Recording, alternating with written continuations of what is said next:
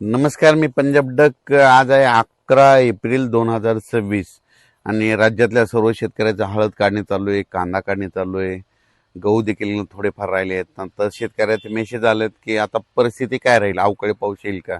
तर राज्यातल्या सर्व शेतकऱ्याला सांगू इच्छितो की आज आहे 11 एप्रिल 2026. आजपासून 20 तारखेपर्यंत राज्यात हवामान कोरडं राहणार आहे. 37, 38, 39, 40 अंशापर्यंत पारा वाढत जाणार आहे, म्हणून हा अंदाज लक्षात यायचा. पण राज्यातल्या सर्व शेतकऱ्याला सांगितलं की ज्यांच्याकडे हळद असेल, कांदा असेल, तुम्ही काय करा, 20 एप्रिल ते 24 एप्रिलच्या दरम्यान राज्यात परत अवकाळी पाऊस आणि काही ठिकाणी गारपीट आणि काही ठिकाणी अवकाळी पाऊस पडणार आहे, म्हणून हे अंदाज लक्षात यायचा.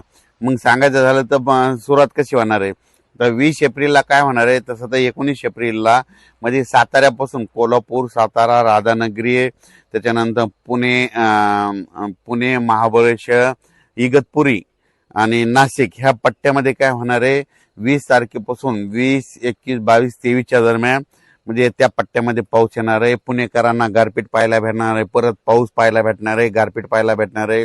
मुंबईकरांना गारपीट पाहायला भेटणार आहे. कल्याण, मुंबई, डोंबिवली, ठाणे त्या भागात मुंबईच्या लोकांना देखील गारपीट देखील पाहायला भेटेल, पाऊस देखील अवकाळी पाहायला भेटेल, म्हणून हा अंदाज त्या शेतकऱ्यांनी लक्षात घ्यायचा. मग त्याच्यानंतर राज्यातले पूर्व विदर्भ, पश्चिम विदर्भ आणि मराठवाड्यातल्या आणि उत्तर महाराष्ट्रातली काय परिस्थिती राहणार, तर पूर्व विदर्भातल्या शेतकऱ्याला सांगू इच्छितो की तुमच्याकडं 22, 23, 24च्या दरम्यान म्हणजे 22, 23, 24च्या दरम्यान 1-2 दिवस तुमच्याकडे देखील पाऊस येणार आहे. काही ठिकाणी गारपीट होईल, पण सगळीकडे पाऊस पडणार नाही, गारपीट देखील सगळीकडे होणार नाही, म्हणून हा अंदाज विदर्भातल्या पूर्व आणि पश्चिम मध्ये 6-5-11 जिल्ह्यामध्ये, वर्धा जिल्हा झालं, नागपूर जिल्हा झालं, भंडारा जिल्हा झालं, गोंदिया झालं, गडचिरोली, चंद्रपूर, यवतमाळ, अकोला, अमरावती, बुलढाणा या जिल्ह्यातल्या सर्व शेतकऱ्याला सांगू इच्छितो की 21 एप्रिल ते 24 एप्रिलच्या दरम्यान तुमच्याकडे काही ठिकाणी गारपीट होईल, तुरळक ठिकाणी पाऊस देखील होणार आहे आणि काही ठिकाणी वारं देखील सुटणार, म्हणून हे अंदाज 24 एप्रिलचा विदर्भातल्या शेतकऱ्यांनी लक्षात येतं. त्याच्यानंतर मराठवाड्यातल्या शेतकऱ्याला सांगू इच्छितो की मराठवाड्याकडं म्हणजे मराठवाड्यामध्ये नांदेड जिल्हा झालं, हिंगोली जिल्हा झालं, परभणी जिल्हा झालं, लातूर जिल्हा झालं, बीड जिल्हा झालं, धाराशिव जिल्हा झालं, जालना जिल्हा झालं, संभाजीनगर जिल्हा झालं. त्या परभणी जिल्ह्यातल्या 7 जिल्ह्यातल्या लोकांना सांगू इच्छितो की ज्यांचा हळद असं तर तुम्ही काय करा, 20 तारखेपर्यंत काढून झाकण्याची तयारी ठेवा, कारण की 21 नंतर काय होणार, 21 पासून ते 24च्या दरम्यान परभणी जिल्ह्यात देखील वेगवेगळ्या भागात भाग बदलत तुरळक ठिकाणी पाऊस पडणार आहे, म्हणून हा अंदाज लक्षात यायचा. लातूर जिल्ह्यात देखील काही भागात गारपीट होईल, धाराशिवकडे देखील थोड्याफार प्रमाणात गारपीट होईल, बीड जिल्ह्यात देखील गारपीट होईल, नांदेडकडे देखील काही भागामध्ये गारपीट होईल, पण गारपीट सगळीकडे होणार नाही, तुरळक ठिकाणी होणार आहे, म्हणून हे मराठवाड्यातल्या सर्व शेतकऱ्यांनी अंदाज लक्षात यायचा. आणि पाऊस देखील सर्वदूर पडणार नाही, फक्त अवकाळी येणार आहे, अवकाळी सगळीकडे पडत नसतं, म्हणून हे देखील मराठवाड्यातल्या शेतकऱ्यांनी लक्षात यायचं. उत्तर महाराष्ट्राकडे उत्तर महाराष्ट्राकडे सर्वप्रथम अहिल्यानगर म्हणजे अहिल्यानगर जिल्ह्यातले सर्व शेतकऱ्याचे कांदे काढणं चालू आहे. काल मी गेल्याच्या नंतर पाहिलं तर कांदे काढणं चालू आहे, लगभग सुरू आहे कांदे काढण्याची. अहिल्यानगर झालं, नाशिक जिल्हा झालं, नंदुरबार जिल्हा झालं, धुळे जिल्हा झालं, जळगाव जिल्हा झालं, त्या सर्व शेतकऱ्याला सांगू इच्छितो की तुमच्याकडं म्हणजे 21 तारखेपासून ते 24 तारखेच्या दरम्यान 2 दिवस तुमच्याकडं अवकाळीचं सावट राहणार आहे, म्हणून हा अंदाज लक्षात यायचा. तुरळक भागात थोडीफार गारपीट होईल, म्हणून हे देखील लक्षात यायचं. सर्वदूर काही पाऊस पडणार नाही, अवकाळी पाऊस पडणार आहे, काही ठिकाणी वारं सुटणार आहे, पण थोडं अवकाळीचं सावट आहे, म्हणून हे लक्षात यायचं. म्हणजे काय होतंय किंवा एक पूर्वकल्पना म्हणून हे अंदाज 21 ते 24 एप्रिलचा दिला जाईल. त्याच्यानंतर कोकणपट्टीमध्ये तुम्हाला सांगू इच्छितो की नंदुरबार पासून मुंबई, कल्याण, ठाणे, मुरबाड, त्याच्यानंतर इगतपुरी, त्याच्यानंतर इकडं संगमनेर, जुन्नर, सिन्नर, आंबेगाव तालुका, त्याच्यानंतर पुणे जिल्हा, त्याच्यानंतर महाबळेश्वर, सातारा जिल्हा, कोल्हापूर जिल्हा, तसंच इकडं बेळगाव, कर्नाटक ह्या पट्ट्यातल्या कोकण पट्ट्यातल्या शेतकऱ्याला सांगू इच्छितो की तुमच्याकडे मात्र 19 तारखेलाच वातावरणात बदल होणार आहे. काही ठिकाणी गारपीट देखील पाहायला भेटणार. पुणेकरांना परत एकदा काही भागात गारपीट पाहायला भेटणार आहे. मुंबईमध्ये ठाणे, कल्याण, इगतपुरी, विठ्ठलवाडी त्या परिसरात गारपीट पाहायला भेटणार आहे. त्याच्यानंतर संगमनेरकडे देखील गारपीट पाहायला थोडी भेटल.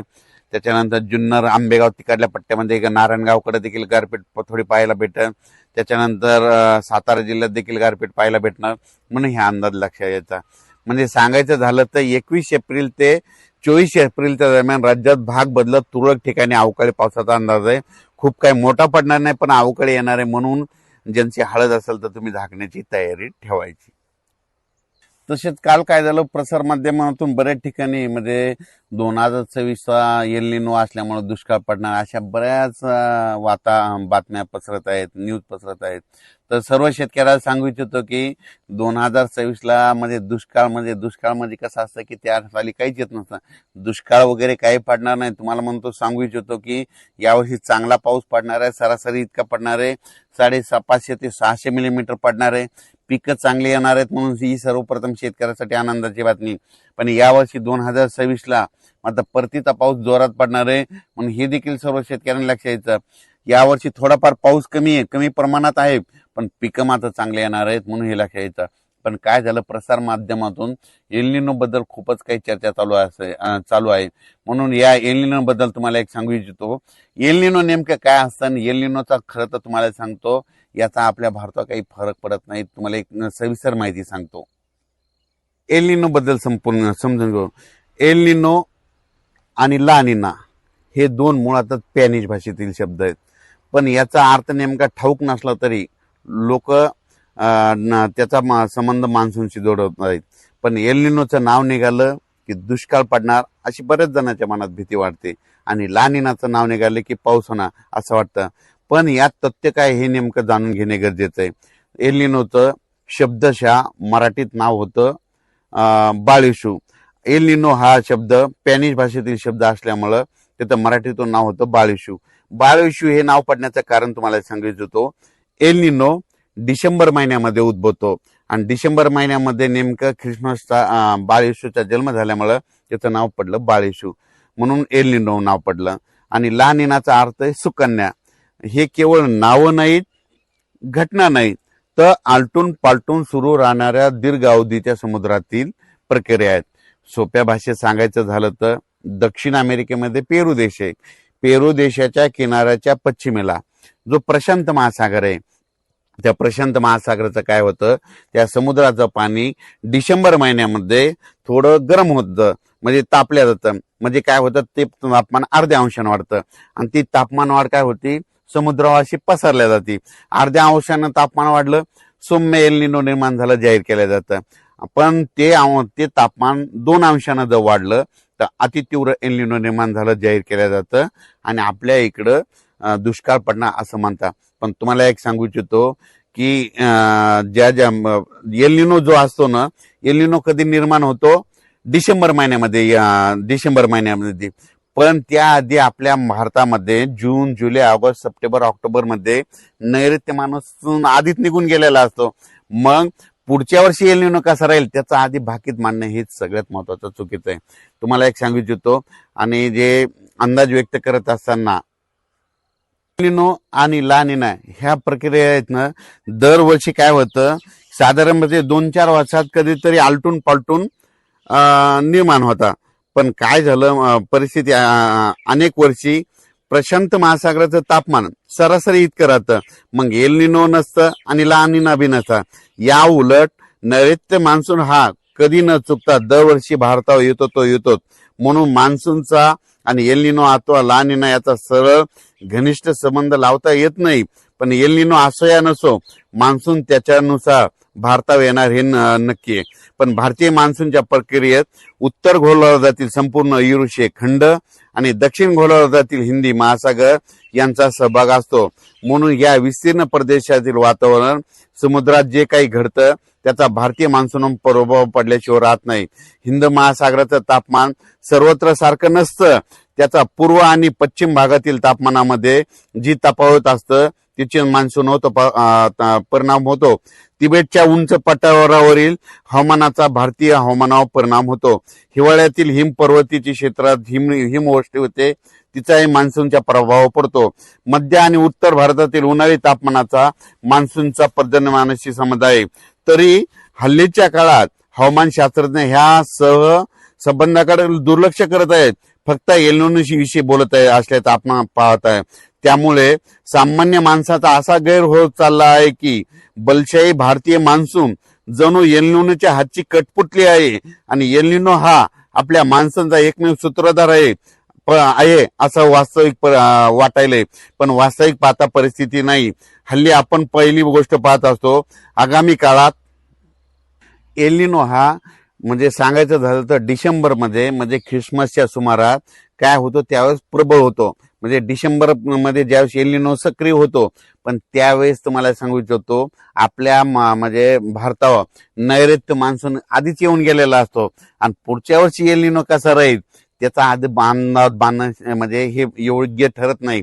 म्हणजे एलिनोचा नुसता अंदाज बांधून जर महाराष्ट्र आपला भारताचा अंदाज दिला तर हे योग्य ठरत नाही. म्हणून तुम्हाला एक सांगू इच्छितो याला बऱ्याच काही कारणीभूत गोष्टी असतात. म्हणजे तिबेटचे उंच पटा, तिथलं तापमान कसं असतं, म्हणजे भारतामध्ये यावर्षी हिमवृष्टी कशी झाली त्याच्यावर देखील अवलंबून असतं. हिंद महासागराचं तापमान, आपलं अरबी समुद्राचं तापमान, भारतातलं तापमान, उत्तर आणि मध्य भारतातलं तापमान त्याच्यावर देखील अवलंबून असतं.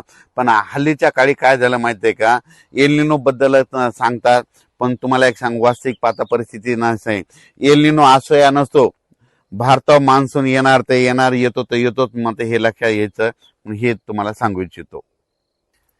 परत एकदा सांगतो, एलिनो हा डिसेंबर मध्ये काय होतो उद्भवतो, म्हणजे दक्षिण अमेरिकेच्या पेरू देशामध्ये, आणि डिसेंबर मध्ये आपल्या महाराष्ट्रामध्ये भारतामध्ये थंडी असते. मग एलिनो डिसेंबर मध्ये उद्भवल्याच्या नंतर त्यावेळेस नेमकं तुम्हाला सांगतो आपला जे नैऋत्य मान्सून आहे तोपर्यंत निघून गेलेला असतो. मग निघून गेल्याच्या नंतर मग पुढच्या वर्षी डिसेंबर मध्ये कधी एलिनो कसा निर्माण होणार हे आधीच अंदाज बांधणं हे फारसे विश्वासार्थ ठरत नाही.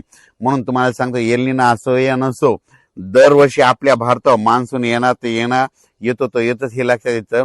पण काय झालं तुम्हाला एक सांगू इच्छितो की हे ग्लोबल वॉर्मिंगमुळे, वाढत्या तापमानामुळे काय झालं, निसर्ग 22 दिवस पुढे सरकला, थंडी 22 दिवस पुढे सरकली, उन्हाळा 22 दिवस पुढे सरकला, पावसाळा 22 दिवस पुढे सरकला. दरवर्षी पाऊस कधी येतो, लहान मुलाला जरी विचारलं तर तो म्हणतो 7 जूनला येतो. मग आता काय झालं, हे निसर्ग पावसाळा, उन्हाळा, हिवाळा 22 दिवस पुढे सरकला ना. मग तुम्ही काय करा, त्या 7 जून मध्ये 22 मिसळा. दरवर्षी आपल्या महाराष्ट्रात पाऊस कधी येणार, 27-28 जूनच्या दरम्यान पाऊस येणार. हे कारण पुढे आणखी 20 दिवस जायला शिका. म्हणून यावर्षी देखील पाऊस चांगला पडणार आहे. तुम्हाला सांगतो सरासरी इतका पडणार आहे. आणि दुष्काळमध्ये कसं असतं की त्यावर्षी काहीच पिकत नसतं, तसं दुष्काळ वगैरे काही पडणार नाही.